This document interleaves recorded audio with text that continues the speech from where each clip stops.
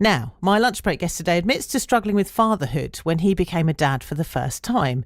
Traditional parenting services focusing mainly on mothers, Dan Flanagan from Worthing felt disconnected and isolated, which grew worse after his own father passed away. It inspired him to start an incredible grassroots movement in 2017 called Dadless Soul to provide a lifeline for fathers in crisis. It's since supported more than 12,000 families and led to Dan hosting a TED Talk at Brighton Dome just before Christmas.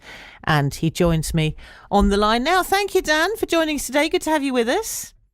Thank you so much. Really looking forward to it. Let's first start, because it's interesting, isn't it? Really highlighting the way that mums and dads are sometimes perceived. And let's go back to your own childhood. We talk about, how difficult it was when your dad passed away, but what was it like for you growing up? It was slightly curious, slightly different, a little bit unusual when my parents divorced when I was about 6 or 7. And unfortunately, my lovely mum was very poorly. So my dad got custody of me and my 3 sisters, which was wholly unusual back in the 80s. So I grew up seeing a very different life. And I also grew up, but I didn't realise it until much later, the abject lack of support that there is there for dads. There were no dads in the playground. There are no changing facilities in gents' toilets, It's interesting, isn't it? Because you talk about that's how things were back in the 80s. But actually now, when divorces happen, it's still largely the women that get custody of the children. It's still women that largely juggle work and careers and have that maternity leave. Do you think things are subtly changing? Oh, no, I think there's been a definite change, especially around the legal side of it. And, Dadless Soul, it isn't just about, single dads or co-parenting. We've got guys that are happily married, guys that are adopted, gone through IVF, miscarriage, one lad who's 16, he's doing his GCSEs and he's a dad. And others right through to in their 70s and their granddads who've got custody of their grandchildren. So it's a real mixed bag. It's interesting, isn't it? Such a wide variety of ages there of people becoming dads. Sometimes people become a dad for the first time in their 50s. As you mentioned, you've got teenagers. Yeah. So lots of people coming together from very different perspectives. But you obviously enter parenting from the perspective of seeing your dad as your primary carer, your role model. And so when you become a dad yourself, I would imagine everything you learn and you aspire to has come from him. I'd say that, but I also needed to unlearn things because there is no rule book. There was certainly no rule book back then as well. When I had my own son, I was happily married. It wasn't like a single parent relationship. So there was a lot of understanding about how to juggle work and fatherhood. Men traditionally, I suppose, are seen as a provider. We go out, we bring the money in, we put food on the table, but actually we are, emotionally caring, sensitive, resilient. Apart from physically giving birth, there's no part of parenting that a man can't do. And tell us about when your first child arrived then. What was life like for you then? I was in my late 30s. It was wonderful. It was planned. It blew me away. But it also hit me like a ton of bricks. Suddenly, you have this bundle of joy, and hospital said, right, see you later. Try not to kill him. You're on your own. And you've got to try and learn sort of on the job. But I really struggled. I was working a lot. I was commuting at the time. So I'd leave very early, come back late at night. If I was lucky, I'd do a bedtime story. Things changed and I started going to mother and baby groups. And that was really lonely. There was questions I was asked, what was I doing there on a Monday morning? Didn't have a proper job. Was I there to have an affair? So you were eyed with suspicion. You weren't there for any other reason than you wanted to be with your child, doing the things that your child's mother was doing with them. And yeah. That, you just felt clearly a bit of an outsider at that point. Yeah, exceptionally lonely. But it's also quite embarrassing as, a middle-aged man to put your hand up and admit that. I feel socially isolated. I feel lonely. I feel unsupported. Haven't really got a clue about this parenting lark, and everybody else seems to have it all nailed down. Or that's maybe the perception they put out on social media. Nobody tells a true story about actually how difficult it is. And I just realised that I cannot be the only one. There's probably got 6 million dads of school-age kids in the UK. There's 100 babies being born on average every hour. Yeah, that's a lot of dads. Well, it is a lot of dads, and I think I'm sort of thinking, Mac. The feelings that you're describing are exactly the same as the feelings I had when I brought my first child home, and I remember thinking, oh, all this stuff, you can't just go out of the house anymore. There's all this stuff, and it's a right palaver just to get them out of the house. And of course, if you're a woman, quite often you talk to your friends about that. You've got a network. Is this where it's different for men, that they don't have that network and the support that is directed towards women? Yeah, especially traditionally, as you have kids, you're as you get older, your social circles shrink anyway. It tends to revolve around the kids, and your friends tend to be the ones that maybe your wife or partner's met at the school gates. And the only thing you've actually got in common is you've got kids the same age. Doesn't mean you can actually open up to them, or you might not feel, confident in talking to any of your old mates about it, because that's not the relationship you have with them. It's football, beer, and, music or whatever. So with Dad Lassalle, we've kind of flipped that on the head.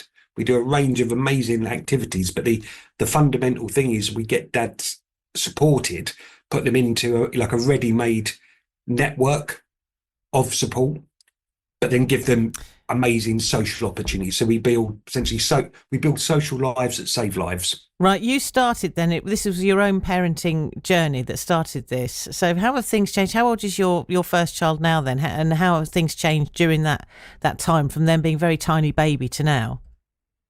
He's 12 now. The change is a co-parent now, so that comes with a range of learning to be done. He's nearly as tall as me. He's got a deep voice. He's had a girlfriend for 5 months. And it's a brave new world, kids and technology, the world that they live in.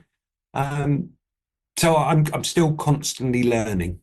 Yeah, I've got teenagers. I can relate to that. It's almost more challenging as they get older. You almost hanker for those days where you can put them in a little baby seat and they will stay there. And do you feel there's still a need, as your children get older, for this support network? Absolutely. So we do sort of three things. Our play dates on a Saturday for the dads, that tends to be from like babies that are newborn through to about the age of 8, 9. After that, the kids tend to have their own routines on a Saturday. They're at swimming or football, these other activities, or maybe the kids are just too cool for school and don't want to hang out with other kids.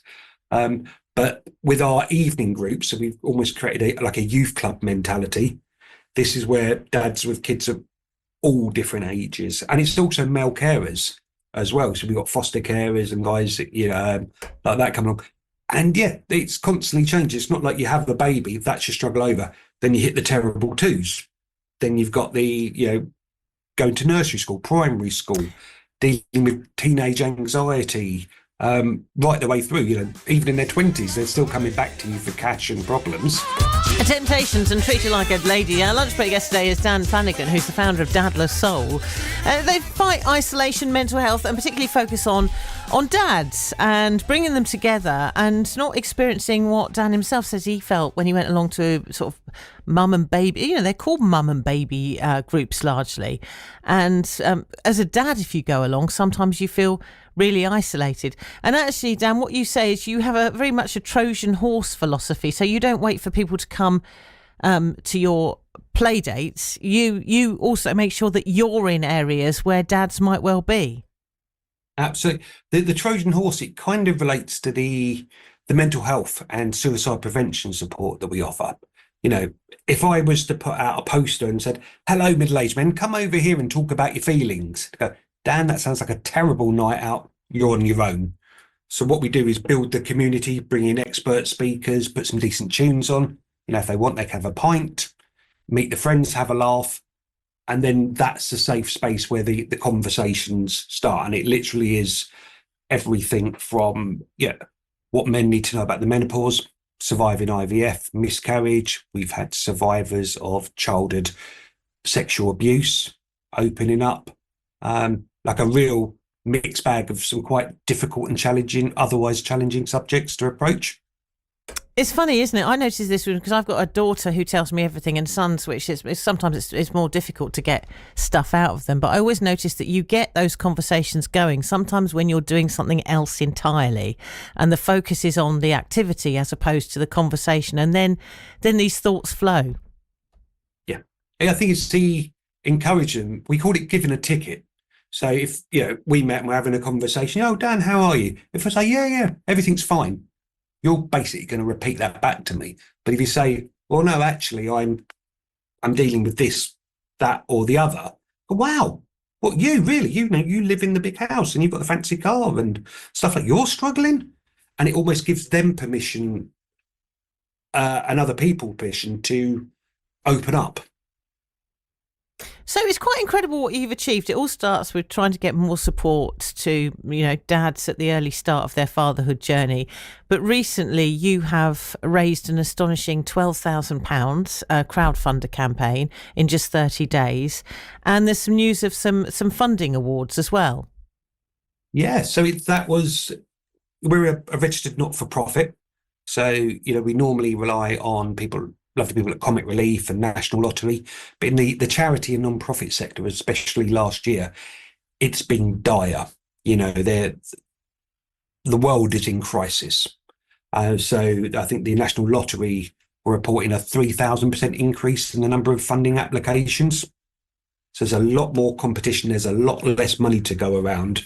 So despite doing all this great work, it was a real challenge to keep the lights on. So we embraced our first crowdfunding campaign at the beginning of December, and the crowd. I suppose what it did was it showed how much you mean to people. 2025, then what are you hoping for this year? What are your dreams for how things will continue? 2025. Well, if the gods are smiling on us, we've got 4 new locations earmarked to open up sort of Dad the Soul chapters around the country. We are looking at an early years session with a couple of new partners, and that's to specialise with dads who have got newborns up to about the 3, because there's, if you've got toddlers or whatever, you don't have a chance to really get to know any of the early years specialists at nursery. You're sort of picking them up and bundling in the car. So if we can build that space and that support network, everything from baby massage, paediatric first aid, we do a wonderful radio show with Face Radio in Brooklyn. So we want to do more of that. And our big news, we've got a bit of an exclusive here. We're making a rap video. So how's that? When's that all going to be done? That sounds interesting. Who's making it? Some fellow members of the group. Yeah. So it's a project to help encourage parents to be more comfortable teaching maths to their kids. So rather than doing, let's do a Zoom workshop, so no, how can we attach this differently? So we've got one of our members' partner is head of maths at a local primary school. We've taken all our information.